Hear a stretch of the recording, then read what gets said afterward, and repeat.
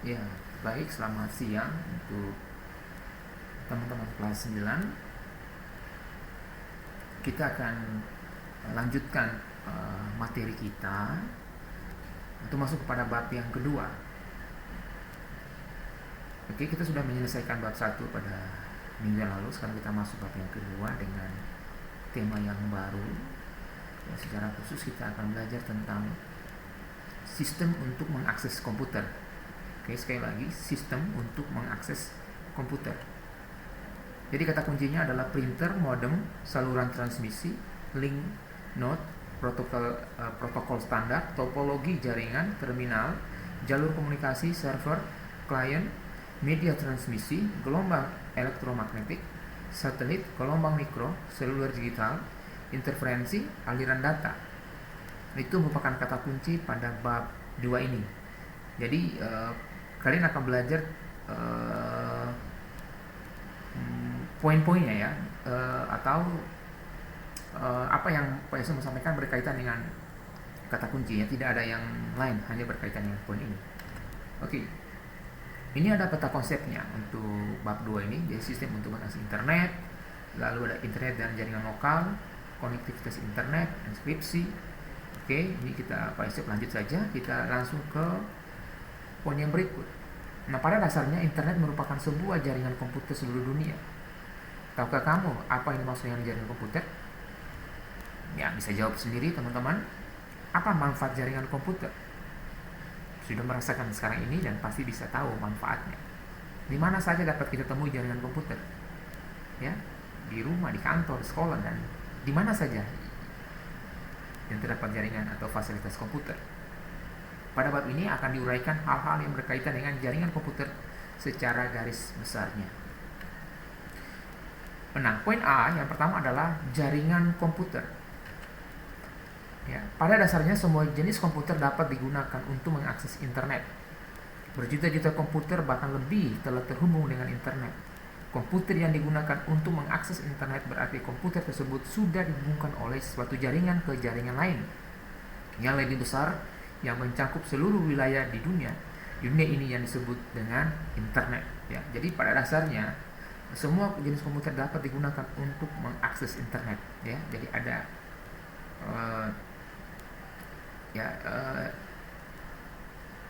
perlengkapan yang sudah disiapkan untuk digunakannya. Nah, komputer dalam suatu jaringan dapat menggunakan fasilitas bersama-sama, baik itu perangkat keras seperti printer dan modem maupun perangkat lunak seperti sistem operasi komputer. Ya, perangkat keras dalam suatu jaringan disebut juga node ya, atau node. Oke. Saluran transmisi untuk menghubungkan beberapa node tersebut disebut link. Dalam suatu jaringan yang kecil seperti dalam suatu gedung atau kampus umumnya digunakan saluran transmisi berupa kabel. Nah, untuk jaringan dengan jangkauan yang sangat luas dan jarak yang jauh biasanya menggunakan saluran transmisi tanpa kabel seperti gelombang radio, sinar laser, dan satelit, dan lain-lainnya. Nah, ini coba kita lihat ilustrasi melalui gambar. Jadi ini ada komputer lalu ada di tengah itu ada hub yang dapat menghubungkan beberapa komputer ya. Oke. Secara umum pengertian jaringan komputer adalah kumpulan komputer dan beberapa perangkat keras yang terhubung dalam satu kesatuan. Para pengguna komputer yang menggunakan jaringan dapat saling kirim data dan informasi. Selain itu, dapat juga menggunakan fasilitas seperti printer bersama-sama. Sebagai contoh sederhana, di sebuah rental komputer biasanya hanya disediakan satu printer saja untuk melayani beberapa komputer. Mungkin teman-teman anak di kelas 9 sudah pernah mengalaminya atau menggunakannya. Sehingga dengan demikian tidak perlu jumlah printer ya, tidak perlu jumlah printer dalam suatu jaringan sama dengan jumlah komputernya. Hanya butuh satu komputer bisa digunakan oleh 5 bahkan lebih komputer. Oke, poin yang B adalah protokol jaringan. Protokol adalah sekumpulan aturan yang dapat mendefinisikan beberapa fungsi seperti membuat hubungan, mengirim pesan, data, dan informasi, serta memecahkan berbagai masalah khusus supaya komunikasi dapat berlangsung dengan lancar. Jaringan yang membentuk internet bekerja berdasarkan protokol standar yang disebut dengan TCP ya TCP atau IP, ya, Transmission Control Protocol atau Internet Protocol, ya. Kalau bisa juga TCP, ya, TCP atau IP, atau ya Transmission Control Protocol, Internet Protocol. Jaringan ini digunakan untuk menghubungkan jaringan komputer dan mengamati lalu lintas dalam jaringan. Nah, selanjutnya protokol standar TCP atau IP berfungsi untuk mengatur format data yang diizinkan, penanganan kesalahan, dan dapat bekerja dalam semua jaringan tanpa dipengaruhi oleh perbedaan jenis komputer dan sistem operasi yang digunakan.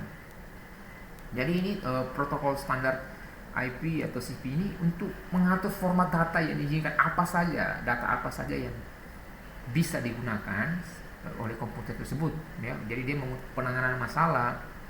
Nanti kita akan belajar lebih lanjut, ya. Oke. Lalu yang berikut adalah topologi jaringan. Apa sih itu topologi jaringan? Nah, hubungan fisik komputer dalam suatu jaringan terbagi menjadi beberapa macam. Pola hubungan ini disebut dengan topologi jaringan.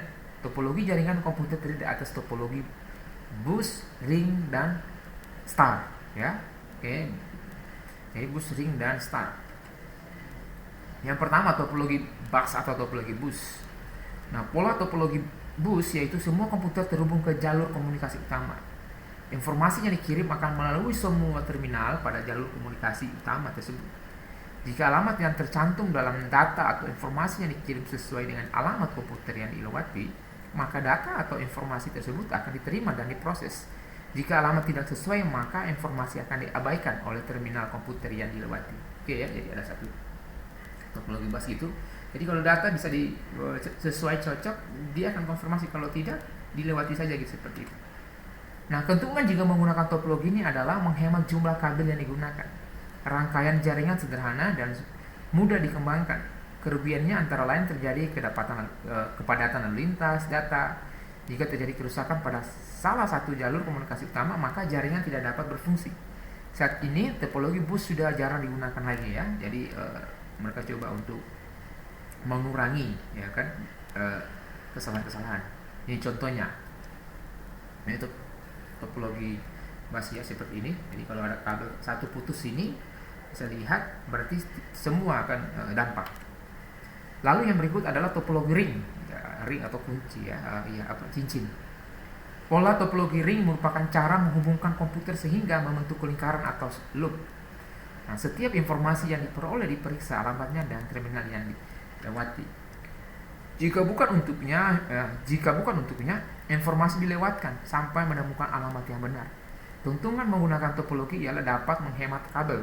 Adapun kerugiannya yaitu rentan terhadap kesalahan dan jaringan sulit untuk dikembangkan. Itu bisa lihat, ya, contohnya seperti cincin, ya, ring. Jadi ini file server, lalu dia ada komputer, ada komputer A, komputer B, komputer C, dan seterusnya, lalu ada printer. Jadi kalau satu putus udah akan berpengaruh kepada yang lain. Lalu topologi star. Nah, topologi star merupakan pola hubungan komputer yang terpusat. Komputer pusat akan menyediakan jalur komunikasi khusus untuk dua terminal yang akan berkomunikasi. Sebagai contoh penggunaan topologi star ialah jaringan telepon. Oke, ya, jadi contohnya. Nah, keuntungan menggunakan topologi ini antara lain pengembangan jaringan mudah dan tidak mengganggu bagian yang lain. Kontrol terpusat sehingga mudah mendeteksi kerusakan dan kesalahan. Kerugiannya adalah kabel yang digunakan terlalu banyak sehingga terjadi pemborosan, ya. Itu bisa, teman-teman bisa. Ini contohnya, ya. Jadi satu hub tapi dia menggunakan kabel begitu banyak. Jadi full dalam ruangan itu bisa dipenuhi dengan kabel. Oke, poin yang berikut adalah media transmisi, ataupun D adalah media transmisi. Media transmisi yang digunakan jaringan komputer sebagai sarana penghubung ada dua macam, yaitu sebagai berikut. Yang pertama, media transmisi menggunakan kabel. Hampir semua jaringan komputer yang ada saat ini menggunakan kabel sebagai sarana penghubung atau disebut juga dengan wired network, ya, wired network. Media ini memiliki keterbatasan jangkauan dan efisien karena banyak memakai tempat untuk jaringan kabel. Ya, jaringan kabel ini biasanya digunakan dalam area lokal, misalnya dalam satu gedung, antar gedung dalam satu lembaga pendidikan. Bila sumber data dan penerima memiliki jarak yang tidak terlalu jauh, kabel memang dapat digunakan sebagai media transmisi. Nah, kabel yang sering digunakan antara lain kabel twisted pair, ya, kabel koaksial dan kabel serat optik. Itu teman-teman bisa nanti lihat di internet atau bisa googling lalu akan menemukan contoh-contoh kabel yang Pak Yosef sampaikan. Ini contohnya ya, kabel twisted pair. Oke, itu ada bentuknya, atau kabel koaksial itu bisa lihat. Lalu juga ada kabel serat optik. Oke, mungkin di rumah ya pakai internet bisa coba lihat supaya bisa pegang. Yang kedua, media transmisi tanpa kabel. Media transmisi tanpa kabel merupakan komunikasi data dalam jaringan komputer yang tidak memanfaatkan kabel sebagai media transmisi, melainkan berupa gelombang elektromagnetik biasa disebut wireless network. Oke. Jaringan tanpa kabel ini memberikan keunggulan kepada pemakai berupa dapat mengakses setiap saat dimanapun berada. Kekurangannya antara lain kemampuan transfer data lebih kecil dibandingkan dengan jaringan kabel. Masih sering terjadi gangguan sehingga kemungkinan terjadinya kehilangan data, ya, bisa dipengaruhi oleh cuaca dan sebagainya. Nah, bila mana sumber data dan penerima data jaraknya cukup jauh atau medanya sulit, maka dapat digunakan media transmisi radiasi elektromagnetik yang dipancarkan melalui udara terbuka. Gelombang elektromagnetik sebagai alternatif mengganti saluran transmisi menggunakan kabel dapat berupa sebagai berikut, ya. Ini kita akan lihat contoh-contohnya. Yang pertama, A, gelombang mikro atau microwave. Transmisi gelombang mikro memiliki jangkauan yang pendek, sehingga jika digunakan dalam hubungan jarak jauh, diperlukan banyak stasiun relay atau pengulang. Pada umumnya relay dibangun pada jarak 50 km sampai 70 km yang berfungsi untuk menerima sinyal, memperkuatnya, dan kemudian memancarkan kembali dalam bentuk yang lebih kuat ke stasiun relay berikutnya. Jadi itu gelombang mikro atau microwave. Yang kedua atau B, sistem satelit. Nah, sinyal yang dikirim stasiun gelombang mikro di bumi diterima oleh satelit yang berada di luar angkasa. Satelit berfungsi sebagai relay yang kemudian mengirimkan kembali ke stasiun gelombang mikro di belahan bumi lainnya. Oke, yang ketiga atau C, gelombang radio untuk seluler. Nah, sistem telekomunikasi bergerak dengan sistem seluler digital. Ada dua macam, yaitu yang pertama GSM non seluler yang memiliki cakupan daerah cukup luas dengan dilengkapi antena sebagai pemancar dan penguat sinyal. Yang kedua, GSM seluler yang dilengkapi sebuah sistem tower pengirim dan penerima yang disebut dengan Base Transceiver Station atau BTS, ya. Oke. Lalu yang keempat atau D, sinar infrared, ya, kalau dalam dulu pernah disebut infrared. Nah, teknologi ini memiliki sifat line of sight sehingga jika terhalang maka aliran data dan informasi akan terhenti serta mudah terinterferensi oleh sinar matahari. Contoh penerapan teknologi ini ialah remote control TV, ya, televisi itu selalu pakai infrared. Oke, yang berikut adalah E, jaringan berdasarkan area kerja. Jaringan komputer berdasarkan area kerjanya dapat dibedakan menjadi 3 kelompok, yaitu sebagai berikut. Pertama, local area network atau LAN, ya, itu disebut. Jaringan ini merupakan jaringan kecil seperti dalam suatu ruangan, ya, gedung atau kampus yang mencakup wilayah beberapa kilometer saja. Local area network atau LAN seringkali digunakan untuk menghubungkan komputer-komputer dalam suatu perusahaan supaya setiap bagian dari perusahaan tersebut dapat saling berkomunikasi dan bertukar data. Yang kedua, Metropolitan Area Network atau MAN. Oke. Nah, jaringan ini merupakan jaringan LAN dengan ukuran yang lebih besar, mencakup beberapa kilometer melebihi LAN. Metropolitan Area Network atau MAN seringkali digunakan untuk menghubungkan jaringan-jaringan komputer dalam suatu kota. Yang ketiga, Wide Area Network atau WAN. Wide Area Network atau WAN merupakan jaringan yang lebih besar dari MAN, ya. Biasanya jaringan ini mencakup beberapa negara bahkan lintas benua. Sebenarnya kumpulan jaringan komputer yang saling berhubungan di dunia ini, WAN, dapat kita katakan sebagai internet atau interconnection networking apabila menggunakan protokol TCP atau IP.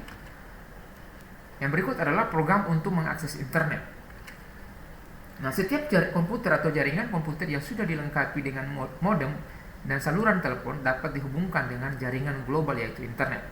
Tetapi kita tidak dapat mengakses internet untuk melakukan penjelajahan dan menggunakan beragam layanan di internet tanpa menggunakan perangkat lunak atau program yang khusus digunakan untuk mengakses internet. Program yang khusus digunakan untuk mengakses internet disebut web browser atau browser.